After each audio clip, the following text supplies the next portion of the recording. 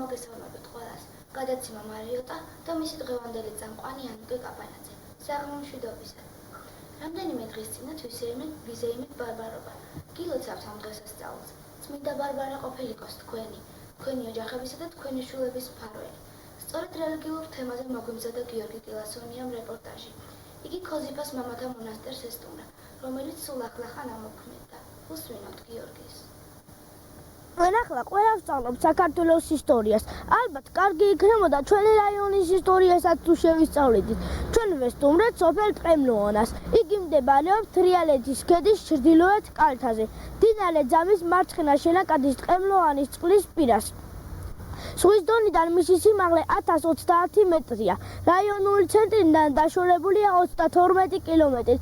1652 წელს ტყემლუანა მოხსენიებულია გიორგის სააკაძის კუთვნილი მამულების სიაში. ძნელია იმის თქმა, არის თუ არა ეს საქართველოს ქარელის რაიონში მდებარე სოფელი. ტყემლუანის მახლობლად მდებარეობს საეკლესიო კომპლექსი, რომელიც თანამედროვე ისტორიკოსების მიერ გუგუმის კომპლექსის სახელითაა ცნობილი, ხოლო ვახუშტი ბატონიშვილი ქოზიფას მონასტრის სახელით იხსენიებს მას. 3 საუკუნის დუმილის შემდეგ მონასტერი ამოქმედა. ახლა იქ ბერები ცხოვრობენ და აღავლენ ღვთისმლოცვას.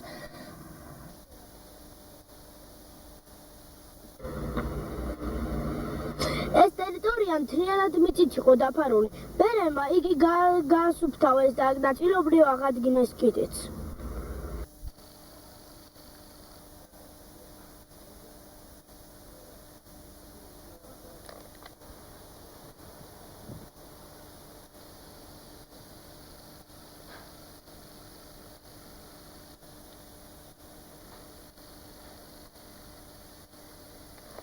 ეს მონასტერი მოიხსენება ქოზიფას მამათა მონასტრად. როდესაც ვახუშტი ბატონიშვილმა შემოიარა ძამის ხეობა და აღწერა აქ ყოფილი მონასტრების ეკლესიები, იქ მოიხსენიებს ვახუშტი ბატონიშვილი ქოზიფას მამათა მონასტრად. ეს მონასტერი, როგორც ვიცით, მე-20 საუკუნის არის უფრო ადრე დაწყებული აქ მონასტრული ცხოვრება. ამ კომპლექსში შედიოდა, როგორც ჩანს, დიდი კომპლექსი არის სამონასტრო. ამ კომპლექსში შედიოდა 5 ეკლესია. დღესდღეობით 2 ეკლესია დანგრეული არის და 3 ეკლესია ღვთისმადლით და დახმარებით აღსდგა.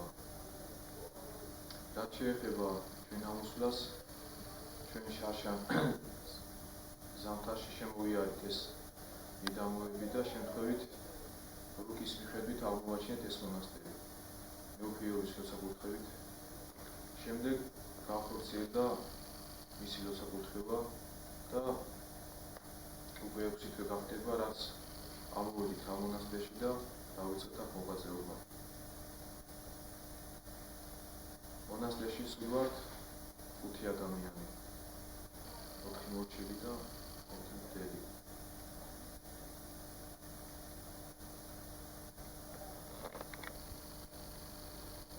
ჩვენთან იზრდება პატარა დავითი, რომელიც თბილისიდან არის. ძალიან დიდი სურვილი გამოთქვა მონასტერში ცხოვრების, თვითონ ამ პირობებს ეგუება მონასტრის. რამდენჯერმე ოჯახის წევრებმა წაიყვანეს, მაგრამ ისევ დაუბრუნდა. და სურვილი აქვს, რომ ეკლესია გადაღიზარდოს მონასტერში პერიოდთან ერთად. თქვენი პრობლემების შესახებ. რაც ჩვენ პრობლემებს შეეხება, ჯერჯერობით ისეთი არაფერია, ღვთისმადლით ყველაფერი გვაქვს. მეთის დახმარებით. თავარი ის არის, რომ ძალიან დიდი სურვილი გვაქვს ეს ტაძარი, დღეს დანგრეული ტაძარი. ამასთან დაკავშირებით გუბერნატორი ბრძანდებოდა, გამგებელიც ბრძანდებოდა მონასტერში და აღვიქეს, რომ მომავალი გაზაფხულიდან გამოყოფენ თანხებს, დაგეხმარებიან ფინანსურად და ამ ტაძრის აღდგენას დავუკვირდით.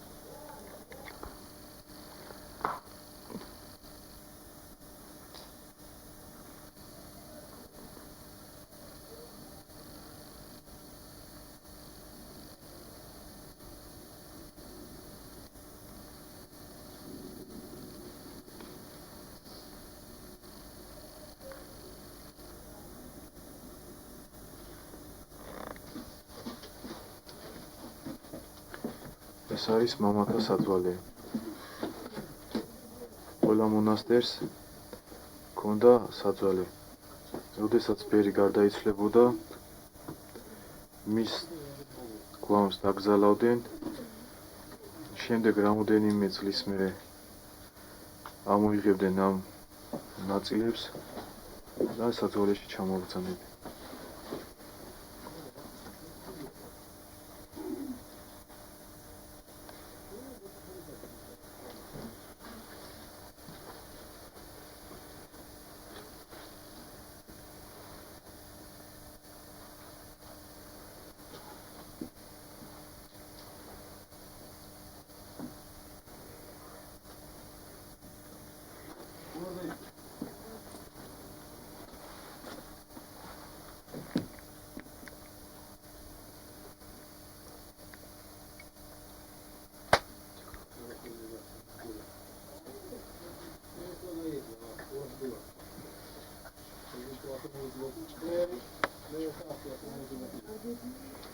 ამ საძვალეში განისვენებენ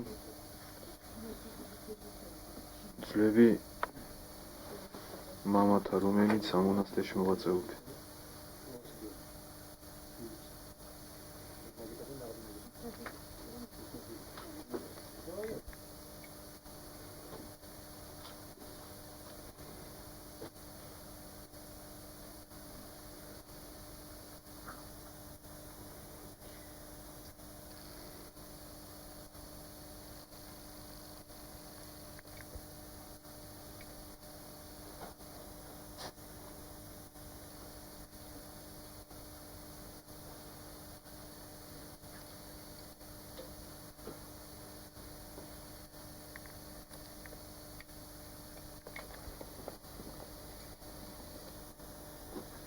ეს არის ბერთა საძვალე. წესით ყველა მონასტერს ჰქონდა მამათა მონასტერს, ესე იგი ძვალი შესანახი. როდესაც ბერი გარდაიცვლებოდა, მის გვამს დაკრძალავდნენ. რამოდენიმე წლის მერე, როდესაც გაიხსნებოდა, მოკრიბავდნენ მის ძვლებს და ჩაასვენებდნენ საძვალეში. აქ მონასტერში თითქმის ყველა ტაძრის ქვეშ აღმოჩნდა საძვალე. ყველაზე დიდი აი ამ ტაძრის ქვეშ არის. შემთხვევები ყოფილა, როდესაც ბერების ძვლებს ასავლებ მოუხდენია. კეთილსურნელება გადმოდის ხოლმე, ირონი გადმოდის ბერების ძვლებისგან. ამ საძვალეს ქვეშ მოთავსებული არის იმ ადამიანების ძვლები, რომლებიც აქ მონასტერში მოღვაწეობდნენ. წინამძღვრები, ბერები და მორჩილები და სხვადასხვა სასულიერო პირები.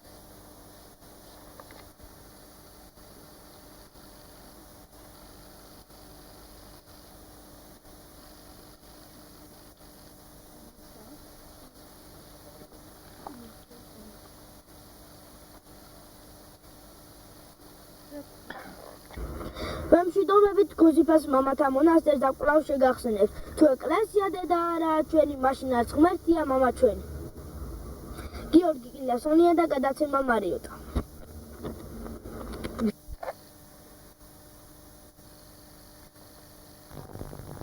დიდი მადლობა გიორგი საინტერესო რეპორტაჟისათვის.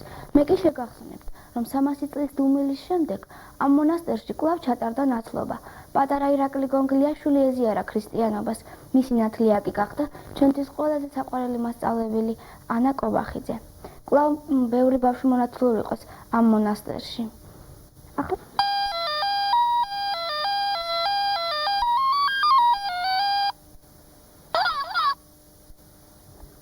ახლა ჯება მარჯანიძის ჯერიც დადგა. იმედი გვაქვს მისი საუბრის თემა ყველას დაგაინტერესებს, დიდსაც და პატარასაც. თუ რატომ, ამას მალე შეიტყობთ. უსმინოთ ჯებას. ადამიანი უძველესი დროიდან იყენებდა შაქარს მცენარეული პროდუქტებიდან.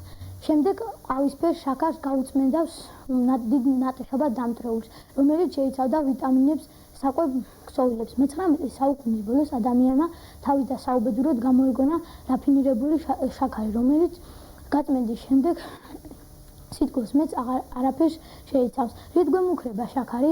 თეთრი თეთრი შაქარი პირდაპირ ცხიმად გარდაიქმნება და არა მარტო გასუქებით, არამედ სხვა დაავადებების გამოწვევით ხდება.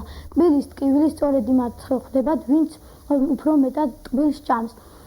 მიაქციეთ ყურადღება, 2 კოზის შაქარის განეიტრალება სჭირდება 8 დღიანი მარხვა. თქვენ მეტყვით რაც ცოცხლიათ სითბოს გარეშე. არავინ გეუბნებათ დაივიწყოთ სითბო.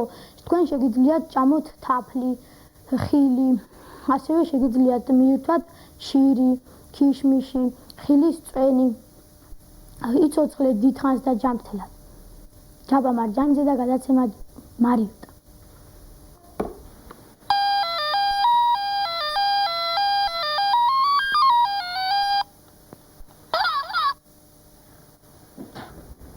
ახლა ჩვენი გადაცემის ყველაზე სასიამოვნო გვერდს გთავაზობთ.